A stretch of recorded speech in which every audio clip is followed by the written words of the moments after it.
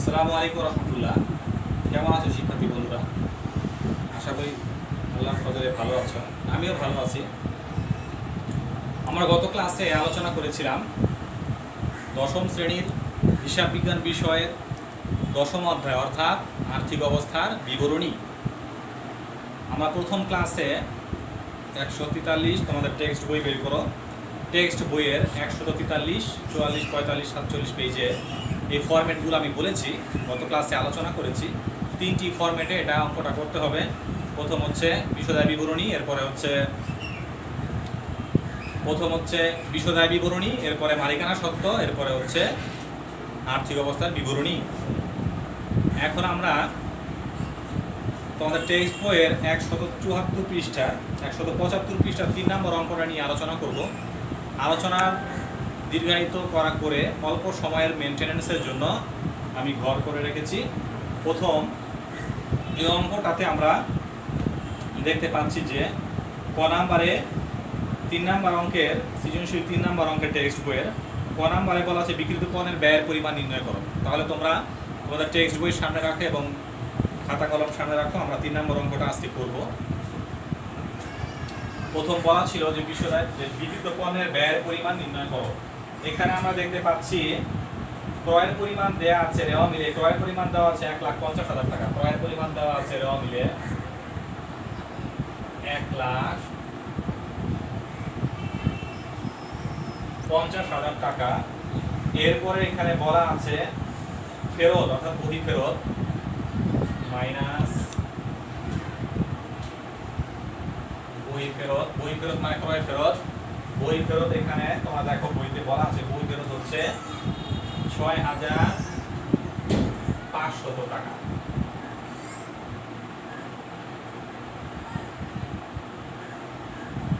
তাহলে এখানে হলো 1,43,500 টাকা। আচ্ছা, এরপরে ক্রয় থেকে বই ফেরত বাদ। আচ্ছা, আর কোনো কিছু বাদ যাবে কিনা আমরা দেখি, আর কোনো কিছু বাদ যাবে কিনা। এরপরে আমরা দেখতে পাচ্ছি এখানে সমাপনী মজুদ পণ্য দেয়া আছে 63,500 টাকা। 63,500 টাকা দেয়া আছে সমাপনী মজুদ পণ্য। সমাপনী মজুদ পণ্য এখানে দেয়া আছে 63,000। সমাপনী মজুদ পণ্য দেয়া আছে কত আমরা একটু দেখে নিই। 63,500 টাকা। 63,500 টাকা দেওয়া আছে সমাপনী মজুদ পণ্য। এবার এটাকে আমরা বিয়োগ করে এখানে বসিয়ে দিব। বিয়োগ করে আমরা এখানে বসাবো। এটা হচ্ছে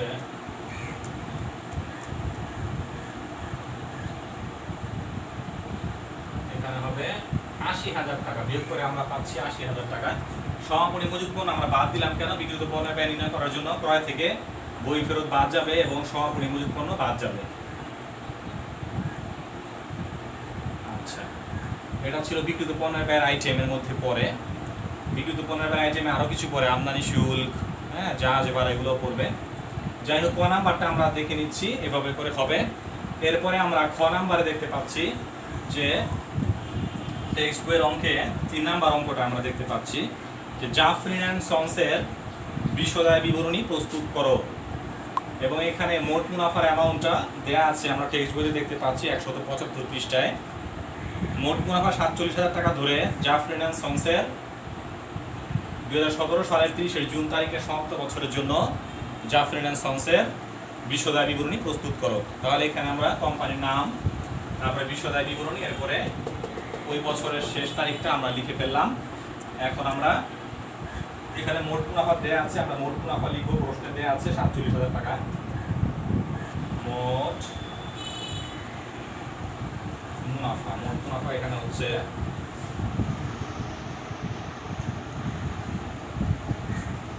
মোট মুনাফা 47,000 টাকা। এরপরে আসবে মোট মুনাফা থেকে শিক্ষার্থী বন্ধুরা, মোট মুনাফা থেকে আমরা জানি পরিচালনা ব্যয় বাদ যাবে। আমরা পরিচালনা ব্যয় কি কি আছে এখন দেখে নিব। বাদ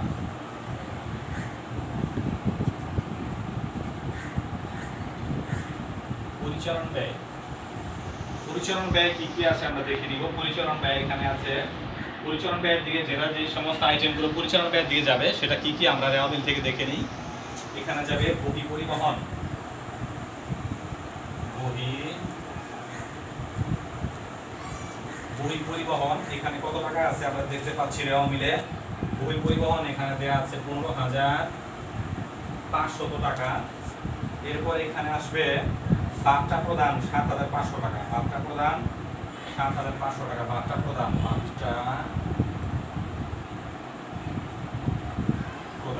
এটা হচ্ছে 7,000। বার্তায় অনেকে প্রবলেম হয়, এটা হচ্ছে নগদ বার্তা, এটা এখানে আসবে। আর যেটা কারবারি বার্তা সেটা ক্রয়তে চলে যাবে। বার্তা প্রদান এরপরে আছে আমরা দেখতে পাচ্ছি, এরপরে আছে রেওয়া মিলে ব্যাংক চার্জ। কি আছে? ব্যাংক চার্জ আছে কত টাকা? ব্যাংক চার্জ আছে এখানে 2,000 টাকা। ব্যাংক চার্জ এখানে আছে 2,000 টাকা ব্যাংক চার্জ। এরপরে কি আছে? ভাড়া খরচ 6,000 টাকা, যা ভাড়া খরচ এটা হচ্ছে কত টাকা দেখলাম আমরা? 6,000 টাকা, এটা হচ্ছে ভাড়া খরচ। আচ্ছা, এরপরে একটা বিষয় আসবে, সেটা হচ্ছে অনাদায় দেনা সঞ্চিতির বিষয়টা। এটা লক্ষ্য করো তোমরা, এটা একটু ডিফিকাল্ট মনে হয় স্টুডেন্টদের। অনাদায় দেনা সঞ্চিতি, দেনাদারের পরিমাণ দেওয়া আছে দেখো 73,000 টাকা রেওয়া মিলে। আর সমন্বয়ে বলা আছে দেনাদারের 3,000 টাকা অবলম্বন করো। রেওয়া মিলে বলা আছে 73,000 টাকা, তোমরা দেখো সেখান থেকে 3,000 টাকা অবলম্বন করতে বলেছে। আচ্ছা, এর আগে সমাপনী কুলীন ও সন্দেহজনক দেনা সঞ্চিতি আমাদের রেওয়া মিলে দেওয়া আছে, দেখো এটা আমরা এখন লিখে দিব। সমাপনী কুলীন ও সন্দেহজনক দেনা সঞ্চিতি যে রেওয়া মিলে দেওয়া আছে, সমাপনী কুলীন ও সন্দেহজনক দেনা সঞ্চিতি 3,500 টাকা দেওয়া আছে। সমাপনী কুলীন ও সন্দেহজনক দেনা সঞ্চিতি, সমাপনী কুলীন ও সন্দেহজনক দেনা সঞ্চিতি, সন্দেহজনক দেনা সঞ্চিতি। এই টাকাটার অ্যামাউন্ট কত দেওয়া আছে এখানে দেখতে পাচ্ছি আমরা 3,500 টাকা দেওয়া আছে। এখান থেকে আমরা বাদ দিব নতুন কুলীন সঞ্চিতি, নতুন কুলীন ও সন্দেহজনক দেনা সঞ্চিতি বাদ দিব, বাদ কুলীন ও সন্দেহজনক দেনা সঞ্চিতি, কুলীন ও সন্দেহজনক, নতুন কুলীন ও সন্দেহজনক দেনা সঞ্চিতি, যেটা নতুন কুলীন ও সন্দেহজনক সঞ্চিতি আমরা বাদ দিব। কিভাবে আমি বলি, এখানে আমরা নতুন কুলীন সঞ্চিতি 3,500 টাকা, নতুন কুলীন সঞ্চিতি কিভাবে আমি বলছি তুমি লক্ষ্য করো। 73,000 থেকে 3,000 টাকা মাইনাস করবো, হবে 70,000 টাকা। এই 70,000 টাকার উপরে আমরা 5% ধরবো, তাহলে 70,000-এ 5% হবে 3,500 টাকা। এটা হচ্ছে নতুন কুলীন সঞ্চিতি, নতুন কুলীন ও সন্দেহজনক দেনা সঞ্চিতি। তো এখানে আমরা আবার পুরাতন কুলীন, সমাপনী কুলীন, সন্দেহজনক দেনা সঞ্চিতি থেকে আমরা যে নতুন কুলীন সঞ্চিতি বের করলাম 3,500 টাকা, সেখান থেকে 500 টাকা মাইনাস করে দিব, সেখান থেকে 3,000 টাকা মাইনাস করে দিব, সেখান থেকে আমরা 3,000 টাকা মাইনাস করে দিব। তাহলে এখানে পাবো আমরা 500 টাকা। তাহলে এখানে থাকবে কত? 3,000 টাকা। তাহলে এটাও পরিচালন ব্যয়ের সাথে ইনক্লুড হলো বিশদায় বিবরণীতে। এরপরে আর কোনো কিছু আসবে কিনা হচ্ছে, এরপরে আসবে ইজারা সম্পদ অবলোপন। ইজারা সম্পদ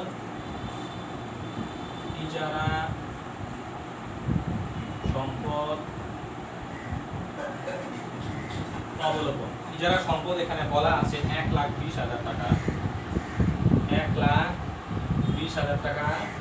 ওখানে বলা আছে 8 বছরের জন্য। প্রশ্নে বলা আছে ইজারা সম্পত্তির অবলোপন 8 বছরের জন্য। যেহেতু 8 বছরের জন্য ইজারা সম্পদের অবলোপন, আমরা বিশদায় বিবরণীতে ইজারা সম্পদ 8 বছর বলা আছে, বিশদায় বিবরণীতে আমরা পরিচালন ব্যয়ের দিকে 1 বছরেরটা দেখাবো। তাহলে 1,20,000-কে আমরা 8 দ্বারা ভাগ করলে 1 বছরেরটা চলে আসবে, সেটা আমরা পরিচালন ব্যয় হিসাবে দেখাবো। আর ইজারা সম্পদ 1,20,000 থেকে 1,20,000-এর 8 দ্বারা ভাগ করলে যে অ্যামাউন্টটা আসবে 15,000 টাকা আসবে। তোমরা ক্যালকুলেটারে ভাগ করে দেখো, এই 15,000 টাকা আসবে। 1,20,000 থেকে 15,000 টাকা মাইনাস করলে 7 বছরের যেটা থাকবে সেটা আমরা আর্থিক অবস্থার বিবরণী সম্পদ দিকে দেখিয়ে দিব। কেমন? তাহলে এখানে আমরা যারা সফল অবলোকন 1,20,000-কে 8 দ্বারা ভাগ করো ক্যালকুলেটরে, তাহলে আমরা কত পাবো? এখানে আমরা পাবো 1,20,000-কে আমরা ভাগ করবো 8 দ্বারা, আমরা পেয়ে যাব 15,000 টাকা। আমরা পেয়ে যাব 15,000 টাকা। কেমন? আচ্ছা, এটাও যাবে, এটাও পরিচালন ব্যয়ের দিকে যাবে। এরপর আমরা দেখি অন্যান্য কোনো কিছু যাবে কিনা। পরিচালন ব্যয়ের দিকে আর কোনো আইটেম আসতেছে না আমরা দেখতে পাচ্ছি। তাহলে আমরা মোট পরিচালন ব্যয় যা হবে সেটা যোগ করে এখানে বসিয়ে দিব এবং মোট মুনাফা থেকে বাদ দিয়ে দিব। তাহলে যেটা থাকবে, যদি নিচের ফিগার ছোট হয় উপরের ফিগার বড় হয় তখন এটা পরিচালন মুনাফা হবে, আর নিচের ফিগার যদি বড় হয় উপরের ফিগার ছোট হয় তাহলে এখানে হবে পরিচালন ক্ষতি। বুঝে আসছে? তাহলে এটা আমরা যোগ করে দেখি। এখানে 15,000 প্রথম কত ছিল? 15,500 টাকা। এরপরে হলো 7,500 টাকা। এরপরে হচ্ছে 2,000। এরপরে হচ্ছে 6,000। এরপরে হচ্ছে 18,000 টাকা। যোগ করে আমরা পেলাম 49,000 টাকা। 49,000 টাকা। এখানে আমরা ব্র্যাকেট দিয়ে দিচ্ছি কেন? এখানে আমরা জানি বিয়োগ করার সময় উপরে ফিগার বড় হবে নিচের ফিগার ছোট হবে, কিন্তু এখানে দেখা যাচ্ছে উপরে ফিগার ছোট নিচের ফিগার বড়, এজন্য এখানে আমরা ব্র্যাকেট দিয়ে দিব।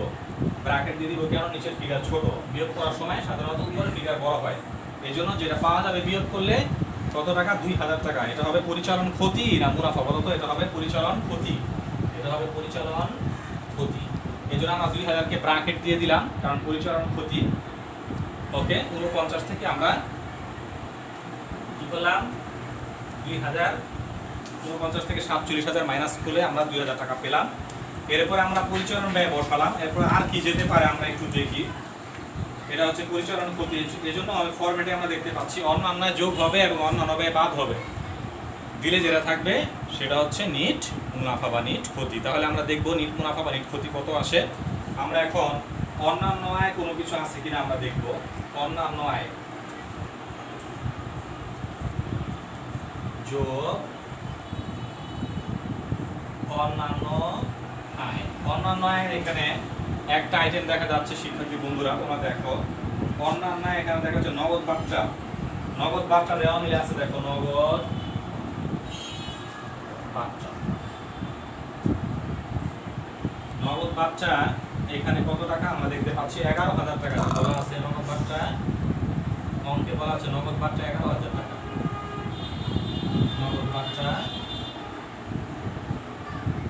11,000 টাকা। 11,000 টাকা আবার প্লাস ফিগার, সুতরাং এখানে বিয়োগ করলে আবার প্লাস ফিগার আসবে। 11,000 থেকে 2,000 মাইনাস করলে 9,000 টাকা। এটা হচ্ছে অন্যান্য আয়। আর বাদ দিব আমরা কি? আমরা অ্যাকর্ডিং টু ফরম্যাট আমরা জানি বাদ হবে অন্যান্য ব্যয়। অন্যান্য ব্যয় বাদ হবে। অন্যান্য ব্যয় এরাও মিলে আমরা একটু লক্ষ্য করি যে অন্যান্য ব্যয় কি আসতে পারে। অন্যান্য ব্যয় আসবে একটা আইটেম আসবে, সেটা হচ্ছে ব্যাংক জমাতিরিক্তের সুদ। ব্যাংক জমাতিরিক্তের সুদ, এটা হবে ব্যাংক জমাতিরিক্তের সুদ। ব্যাংক জমাতিরিক্তের সুদ, এটা হচ্ছে ব্যাংক জমাতিরিক্তের সুদ। তোমরা দেখো ব্যাংক জমাতিরিক্ত আমাদের এখানে রেওয়া মিলে বলা আছে 40,000 টাকা। তোমরা একটু লক্ষ্য করো, ব্যাংক জমাতিরিক্ত আমাদের বলা আছে 40,000 টাকা এবং সেখানে পার্সেন্টেজ বলা আছে 15%। পার্সেন্টেজ বলা আছে 15%। তাহলে 40,000-এর 15% আমরা বের করব। 40,000-এর 15% আমরা এখান থেকে করতে পারি। 40,000-কে 100 দ্বারা ভাগ 15 দ্বারা গুণ করলে কত হবে? এখানে 15% বের হয়ে আসবে, 0 0 কেটে দাও। তাহলে 40,000-এর 15%, তাহলে এখানে হবে 4/6,000 টাকা। এখন এটার উপরে কয় মাসের সুদ ধরবো তোমরা দেখো শিক্ষার্থী বন্ধুরা। এখানে ব্যাংক জমাতিরিক্ত তারিখটা দেওয়া আছে 31/1। তারিখটা দেওয়া 31/1/2017। 31/1 মানে জানুয়ারি মাস অলরেডি শেষ হয়ে গিয়েছে। এখানে বলা আছে যে 30শে জুন অঙ্কটি শেষ হয়েছে 30শে জুন। আর ব্যাংক জমাতিরিক্ত টাকাটা এই লেনদেনটা হয়েছিল 31শে জানুয়ারি অর্থাৎ জানুয়ারি মাস শেষ, জানুয়ারির পর থেকে আমরা জুন পর্যন্ত গুনে দেখি কয় মাসে সুদ ধরবো। জানুয়ারির পর থেকে কেন 31/1 বলা আছে কোশ্চেনে, তাহলে 31/1 মানে জানুয়ারি মাস অলরেডি শেষ, তাহলে ফেব্রুয়ারি, মার্চ, এপ্রিল, মে, জুন, তাহলে 5 মাসের সুদ আমরা ধরবো। বোঝা গেছে তো? এখানে 5 মাসের সুদ আমরা কিভাবে ধরবো, এটাকে আমরা 12 দ্বারা ভাগ করব এবং 5 দ্বারা 6000কে আমরা 12 দ্বারা ভাগ করব এবং 5 দ্বারা গুণ করব, তাহলে আমাদের এখানে 6 মাসের সুদ চলে আসবে। এই 5 মাসের এখানে আমাদের 5 মাসের সুদ চলে আসবে। তাহলে আমরা এটাকে 6000কে আমরা ভাগ করব 12 দ্বারা, 6000কে আমরা ভাগ করব 12 দ্বারা আর গুণ করব 5 দ্বারা, তাহলে এখানে হবে 2500। ব্যাংক জমা অতিরিক্ত সুদ কত হবে শিক্ষার্থী বন্ধুরা? তোমরা দেখো প্রশ্নে বলা আছে যে 5 মাসের, আমরা বের করে দেখতে পারলাম যে 5 মাসের, তাহলে এখানে হবে 2500। আচ্ছা 2500 এটা হলো এখান থেকে বাদ যাবে, এই জন্য মাইনাস ফিগার। 9000 থেকে আমরা তাহলে 2500 এখন মাইনাস করে দিব। 9000 থেকে 2500 মাইনাস করে দিলে এখানে হবে 6500 টাকা। এখানে হবে 6000, এখানে হবে 6500 টাকা। এই 6500 টাকা যেটা হবে সেটা মাইনাস করে যে 6500 টাকাটা হলো, এটা হলো বিশদায় বিবরণী। এটাই হচ্ছে বিশদায় বিবরণীর ফলাফল। তার মানে বিশদায় বিবরণীর ফলাফল হচ্ছে, ফলাফলকে বলা হয় শেষ পর্যন্ত করলে যেটা আসে সেটা হচ্ছে নিট মুনাফা। এখানে 6500 টাকা প্লাস ফিগারের আসছে, সুতরাং এটা নিট মুনাফা। যদি এটা মাইনাস ফিগার আসতো তখন এটা হতো নিট ক্ষতি। কিভাবে আমি বলি, এইখানে 9000 টাকা আছে, যদি নিচে এখানে 11000 টাকা থাকতো, 11000 টাকা যদি হতো ব্যাংক জমা অতিরিক্ত সুদ, তাহলে এখানে মাইনাস ফিগার হতো, তখন এটা হয়ে যেত কি নিট ক্ষতি। যেহেতু এটা প্লাস ফিগার আসছে, সুতরাং এটা হবে নিট মুনাফা। বোঝা গেছে তো শিক্ষার্থী বন্ধুরা? ওকে শিক্ষার্থী বন্ধুরা, তাহলে আমরা বিশদায় বিবরণী শেষ পর্যন্ত কিভাবে করা লাগে আমরা সেই ফর্মেটে বুঝতে পারছি। আমি আরেকবার একটু বলছি। প্রথম মোট মুনাফা, এটা যদি আমরা আগের অঙ্ক করতে বলে আমরা করে বের করব। আর যদি মোট মুনাফার অ্যামাউন্ট দেওয়া থাকে এটা আমরা লিখে নিব। এরপর এখান থেকে অ্যাকর্ডিং টু ফরম্যাট পরিচালন ব্যয়ের অ্যামাউন্টগুলো আমরা বাদ দিয়ে দিব। পরিচালন ব্যয় কোনটা কোনটা যাবে আমাদের ওই যে বললাম 143-44 পৃষ্ঠায় দেওয়া আছে, ওই ফরম্যাটের অনুযায়ী পরিচালন ব্যয়, বহি পরিবহন, পাত্রা প্রদান, ব্যাংক ছাড় ইত্যাদি এগুলো আসবে এবং কুড়ি সঞ্চিতি দেনাদারের সাথে সম্পৃক্ত আইটেমগুলো এখানে আসবে। কেমন? এরপরে আসো দেখো ইজারা সম্পদ অবলম্বন, এটাও আসছে। আচ্ছা এটা হচ্ছে পরিচালন ব্যয় আইটেম। এরপরে দেখো অন্যান্য আমরা যোগ করব, অন্যান্যের মধ্যে এখানে পরে নগদ পাত্রা। কেমন? আচ্ছা এখানে আসে কি, এখানে আসবে অন্যান্য ব্যয়, আমরা অন্যান্য যোগ করি পরিচালন মুনাফার সাথে। এখানে কি আসছিল? পরিচালন ক্ষতি। তোমাদের এই জিনিসটা একটু লিখে নাও।